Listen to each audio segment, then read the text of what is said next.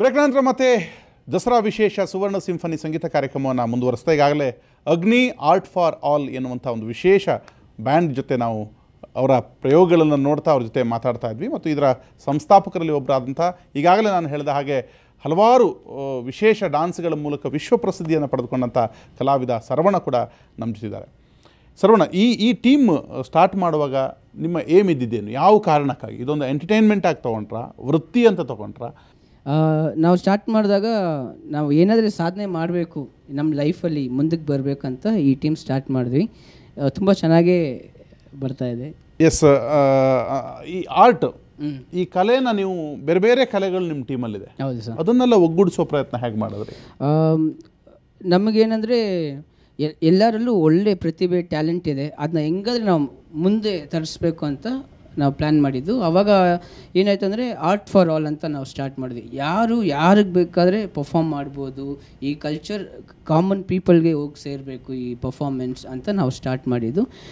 ಇದು ಹೆಂಗೆ ಅಂದರೆ ಲೈಕ್ ನೀವು ಮನಸ್ಸಿಂದ ಏನಾದರೂ ಒಂದು ಕೆಲಸ ನೀವು ಮಾಡಬೇಕು ಅಂತ ಮಾಡಿದ್ರೆ ಏನು ಬೇಕಾದ್ರೆ ಮಾಡ್ಬೋದು. ತುಂಬ ಸ್ಪಷ್ಟವಾಗಿ ಹೇಳಿದ್ದೀರಾ. ಅಂದರೆ ಮನಸ್ಸಿನಿಂದ ನಾವು ಏನು ಅಂದ್ಕೊತೀವೋ ಅದನ್ನು ಮನಸ್ಸಿನಿಂದ ಮಾಡಿದ್ರೆ ಅದು ಸಾಧಿಸೋಕೆ ಸುಲಭ ಅನ್ನೋದಕ್ಕೆ ನಾವೇ ಸಾಕ್ಷಿ ಅನ್ನುವಂಥದ್ದು. ಎಸ್, ಅವರ ಇನ್ನೊಂದು ಅಮೇಝಿಂಗ್ ಅನ್ನುವಂಥ ಮತ್ತೊಂದು ಪರ್ಫಾರ್ಮೆನ್ಸನ್ನು ಈಗ ನೋಡೋಣ.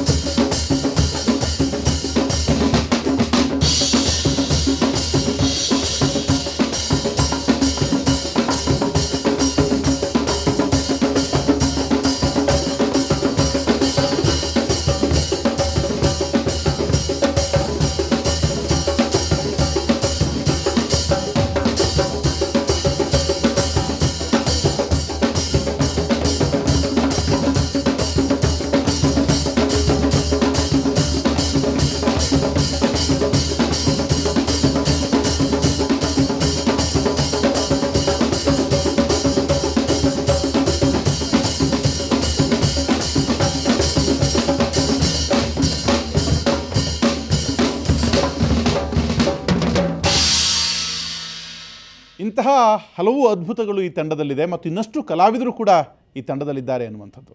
ರಾಮ್, ಈಗಾಗಲೇ ಹಲವಾರು ದೇಶಗಳನ್ನು ಸುತ್ತಿದ್ದೀರಿ. ನಿಮ್ಮ ಈ ಜರ್ನಿ ಇನ್ನಷ್ಟು ನಿರಂತರವಾಗಿ ಸಾಗಲಿ ಅನ್ನುವಂಥ ಆಶಯ ನಮ್ಮದು. ಆಲ್ ದಿ ಬೆಸ್ಟ್ ನಿಮ್ಮ ಟೀಮ್ಗೆ. ಹಾಗೆ ಆ್ಯಂಟೋನಿ, ರಾಜ್, ಹರೀಶ್ ನಿಮ್ಮೆಲ್ಲರಿಗೂ ಕೂಡ ಧನ್ಯವಾದಗಳನ್ನು ಸಲ್ಲಿಸ್ತೀವಿ. ದಸರಾ ಅಂದ್ರೆ ಹಾಗೆ ಈ ಎಲ್ಲ ಸಂಭ್ರಮಗಳ ಒಟ್ಟು ಮಿಳಿತ, ಅದಕ್ಕೆ ಮತ್ತೊಂದು ಸೇರ್ಪಡೆ ಅಷ್ಟೇ ಇವತ್ತಿನ ಕಾರ್ಯಕ್ರಮ. ನಾಳೆ ಇನ್ನೊಂದು ವಿಶೇಷ ಸಂಗೀತ ಕಾರ್ಯಕ್ರಮದೊಂದಿಗೆ ನಿಮ್ಮ ಮುಂದೆ ಬರ್ತೀವಿ. ನೇರ, ದಿಟ್ಟ, ನಿರಂತರ ಸುದ್ದಿಗಾಗಿ ನೋಡ್ತಾ ಇರಿ ಸುವರ್ಣ ನ್ಯೂಸ್.